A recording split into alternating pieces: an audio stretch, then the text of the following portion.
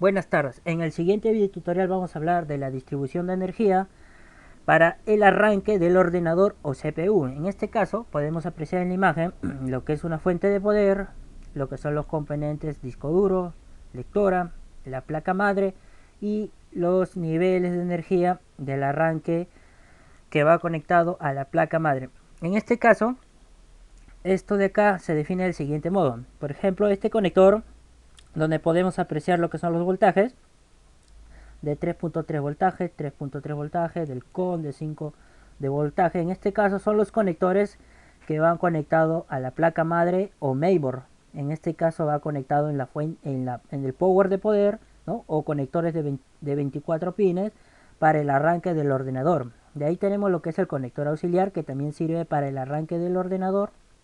En este caso, estos dos ordenadores son los conectores principales para el arranque del ordenador, que van conectados propiamente dicho en la placa madre. De ahí tenemos la conexión o panel frontal, donde que se conectan los arranques como por el power y el LED, ¿no? Y el power, el LED y lo que es el botón de reinicio. En este caso, este es en el panel frontal del case CPU, donde sirve para reiniciar el ordenador y para encender el ordenador. En este caso, por ejemplo, si podemos apreciar la imagen, tenemos la fuente de energía.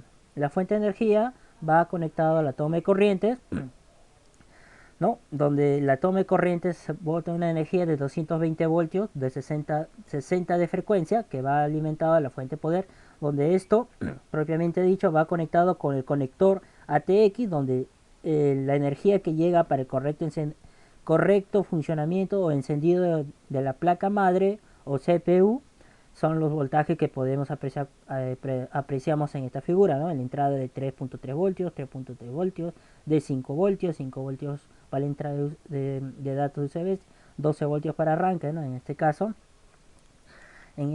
también podemos ver lo que es el conector auxiliar, como le había indicado, que sirve para lo que es el arranque del ordenador también. También tenemos, por ejemplo, otra salida del alimentador de energía o fuente de energía o fuente de poder, que son los conectores SATA, que van conectados, por ejemplo, a la lectora de DVD, a la lectora de disco duro.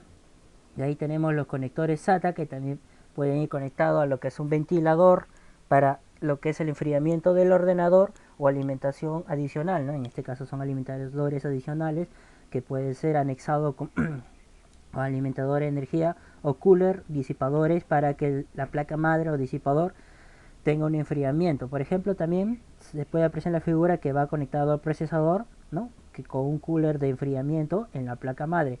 Si podemos apreciar en esta imagen, nos indica la característica de la fuente de poder y cómo va conectado directamente a la placa madre y qué componentes van conectados a la fuente de poder, como el disco duro o la lectora, y podemos ver los voltajes que son los voltajes que se utiliza para el arranque o encendido del ordenador, ¿no? Desde los 3 voltios hasta los 12 voltios, ¿no?